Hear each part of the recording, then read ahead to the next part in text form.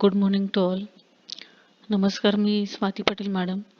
आज या व्हिडिओमध्ये आपण कुलोम्ब्स लॉ याच्याविषयी माहिती घेणार आहोत. तर कुलोम्ब्स लॉ साधारणतः सायंटिस्ट कुलोम्ब्स लॉचा शोध लावलेला आहे. जेव्हा इलेक्ट्रिक चार्ज हे रेस्ट कंडिशनला असतात तेव्हा त्यांच्यामध्ये कोणत्या प्रकारचा फोर्स असेल हे शोधून दाखवणारा तो पहिला शास्त्रज्ञ होता. त्यानं तो सगळा शोध लावला, म्हणूनच या लॉला किंवा या जो काही शोध आहे त्याला आपण कुलोम्ब्स लॉ असं म्हणतो. आता हा कुलोम्ब्स लॉ हा आपण इलेक्ट्रिक चार्जेसच्या संदर्भात घेतो की ज्यावेळी इलेक्ट्रिक चार्जेस हे एके ठिकाणी स्थिर असतात किंवा ते ॲट अ रेस्ट कंडिशन असतात. आता या व्हिडिओमध्ये आपण प्रामुख्याने काय काय पाहणार आहोत, तर पहिल्यांदा इंट्रोडक्शन, कुलोम्ब्स लॉ म्हणजे काय, त्याचं स्टेटमेंट आणि फॉर्म्युला आणि त्याचे ॲप्लिकेशन्स काय आहेत हे आपण पाहणार आहोत. पहिल्यांदा आपण त्याची प्रस्तावना घेऊया. Scientist Coulomb discover the law between the two electric charges called as Coulomb's law. Scientist म्हणजे शास्त्रज्ञ कुलोम्ब की ज्यानं हा लॉ शोधून काढलेला किंवा हा शोध लावलेला आहे, म्हणून याला कुलोम्ब्स लॉ असं म्हटलेलं आहे. This law is also called as inverse square law. या लॉला इन्व्हर्स स्क्वेअर लॉ असं सुद्धा म्हटलं जातं, कारण इथं असणारं जे काही डिस्टन्स आहे त्याच्याशी ते इन्व्हर्सली रिलेटेड आहे, म्हणून त्याला इन्व्हर्स स्क्वेअर लॉ असं म्हटलं जातं. पुन्हा एकदा लक्षात घ्या, कदाचित याच्यावरती MCQ वरती क्वेश्चन येईल. Coulomb's law is also called as inverse square law. Scientist कुलोम्बनं कुलोम्ब्स लॉ हा डिस्कवर केलेला आहे. त्यानंतर त्याचं ॲक्च्युअल जे काही स्टेटमेंट आहे ते आपण पाहूया. पहा बरं. The force of attraction or repulsion between to electric charges. म्हणजे आपण कोणत्याही दोन इलेक्ट्रिक चार्जचा जर का विचार करत असू तर तिथं त्या दोघांमध्ये एकतर फोर्स ऑफ अट्रॅक्शन असेल किंवा रिपल्शन असेल.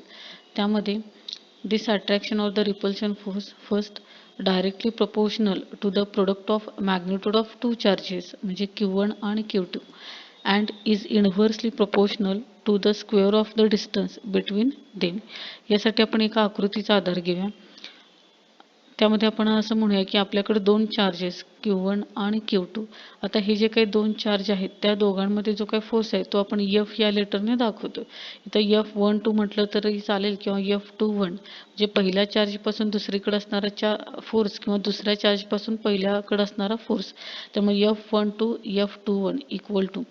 तर इथं सायंटिस्ट कुलोम्बनं काय शोधून दाखवलं, तर हा जो काही फोर्स आहे तो फोर्स हा डायरेक्टली प्रपोर्शनल असेल. कोणाला पहिलं, तर product of magnitude of two charges. Product म्हणजे गुणाकार, मॅग्निट्यूड म्हणजे किंमत, म्हणजे Q1 आणि Q2 याची किंमत म्हणजे Q1 गुणिले Q2 भागिले R स्क्वेअर. R हे त्या दोन चार्जेसमध्ये असणारं अंतर आहे असं आपण म्हणूया. किंवा यासाठी आपण अजून एका आकृतीचा आधार घेऊया. पहा, इथं आपल्याकडे दोन चार्जेस आहेत Q1 आणि Q2. हे दोन चार्जेस आहेत. इथं Q1 आणि Q2 ही त्यांची मॅग्निट्यूड झाली आणि या दोघांमध्ये असणारं अंतर हे R इतकं आहे असं आपण म्हणूया. त्यामुळे त्या कुलोम्ब्स लॉचं जे काही स्टेटमेंट आहे किंवा व्याख्या किंवा डेफिनेशन आहे ती अशी: the force of attraction or repulsion between two charges is directly proportional to product of magnitude of two charges. आता प्रोडक्ट म्हणजे गुणाकार, म्हणून F is directly proportional to Q1 into Q2. Product म्हटलंय म्हणून दोघांचा गुणाकार घेतला आणि डायरेक्टली प्रपोर्शनल म्हणजे समप्रमाणात, म्हणून हे आपण अशा पद्धतीने दाखवले. त्यामुळे F is directly proportional to Q1 into Q2 असं आपण म्हणू शकतो. त्यानंतर पुढलं वाक्य कसं आहे पहा. And is inversely proportional to square of distance between them. म्हणजे F इज इन्व्हर्सली याचा अर्थ व्यस्त प्रमाण आपण इथं घेतोय. तर inversely proportional to square of the distance, म्हणून आपण असं म्हटलंय 1/R स्क्वेअर. कारण व्यस्त प्रमाण आहे म्हणून 1 भागिले R स्क्वेअर असं आपण घेतलेलं आहे. समप्रमाणात ज्या काही क्वांटिटी असतील त्या समोरासमोर असतात आणि व्यस्त प्रमाणात त्या साधारणतः छेदामध्ये असतात. त्यामुळे कुलोम्ब्स लॉचं जे काही स्टेटमेंट आहे ते अशा पद्धतीने तयार होऊ शकतं. पहिलं, F is directly proportional to Q1 into Q2 आणि दुसरा F is inversely proportional to the square of the distance म्हणजे R स्क्वेअर. आता या दोन्ही इक्वेशनमध्ये आपल्याला असं दिसतं F आणि F हे दोन्हीकडे कॉमन आहे, म्हणून आपण असं म्हणूया F is directly proportional to Q1 Q2 भागिले R स्क्वेअर. आता इथं प्रपोर्शनॅलिटी साईन काढून इक्वल टू साईन आणायचं आहे. त्यासाठी काहीतरी कॉन्स्टंट घेणं आपण अपेक्षित आहे, म्हणून असं म्हणूया F इक्वल टू म्हणजे force F equal to K into Q1 Q2 भागिले आर स्क्वेअर, की जिथं के हा एक कॉन्स्टंट आहे की ज्याची व्हॅल्यू 1/4πε0 असणार आहे. 4 म्हणजे 4 हा अंक आहे, पाय म्हणजे 3.14 आणि एप्सिलॉन याचा अर्थ त्याला परमिटिव्हिटी असं आपण म्हणतोय की ज्याची value 8.85 into 10⁻12 coulomb square per newton metre square अशी येणार आहे. एप्सिलॉनची व्हॅल्यू बऱ्याच वेळेला MCQ मध्ये विचारली जाते. That is epsilon 0 equal to 8.85 into 10⁻12 coulomb square per newton metre square. आता इथं के हा डायइलेक्ट्रिक कॉन्स्टंट असंही आपण म्हणू शकतोय की ज्या डायइलेक्ट्रिक कॉन्स्टंटची व्हॅल्यू ही 1 इतकी असणार आहे. साधारणतः के ची value 1 for the air medium असते, म्हणजे आपण जी काय हवा विचारात घेतो त्या हवेमध्ये के ची व्हॅल्यू किंवा डायइलेक्ट्रिक कॉन्स्टंटची व्हॅल्यू 1 असते. MCQ मध्ये हा प्रश्न बऱ्याच वेळा विचारला जातो. The value of a dielectric constant is 1 for the air आणि एप्सिलॉनची किंमत आहे 8.85 into 10⁻12 coulomb square per newton metre square. आता कुलोम्स लॉला आपण इन्व्हर्स स्क्वेअर लॉ असं म्हटले पहा, मगाशी आपण पाहिलं होतं. तर इन्व्हर्स स्क्वेअर लॉ याचा अर्थ इथं एफ हा आर म्हणजे डिस्टन्सला इन्व्हर्सली रिलेटेड आहे आणि तिथं त्याचा स्क्वेअर आहे, म्हणून कुलोम्स लॉला इन्व्हर्स स्क्वेअर लॉ असं सुद्धा म्हटलं जातं.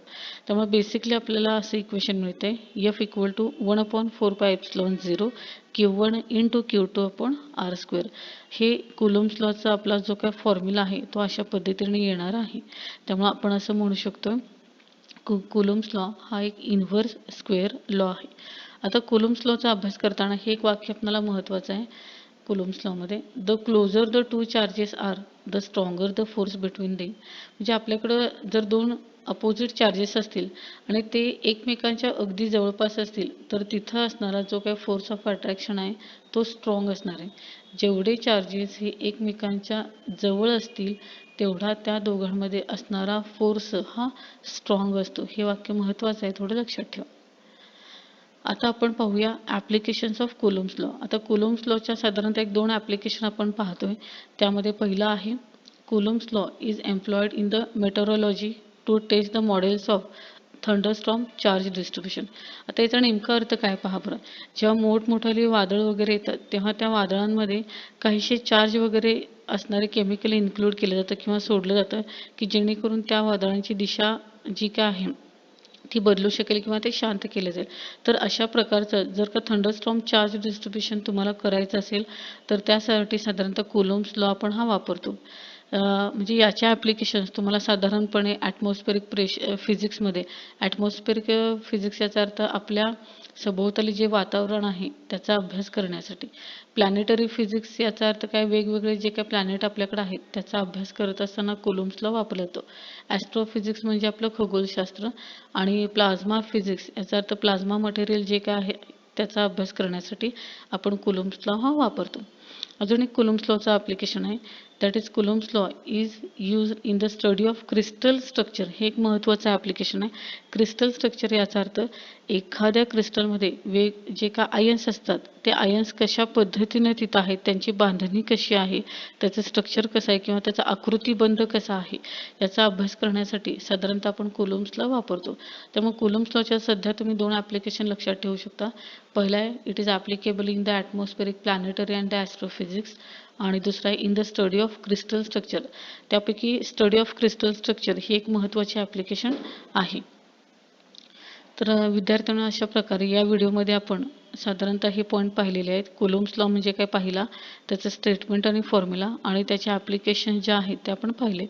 पुढील व्हिडिओमध्ये आपण इलेक्ट्रिसिटी याचा अर्थ काय किंवा त्याच्याशी रिलेटेड काही व्याख्या याचा अभ्यास करूया. धन्यवाद.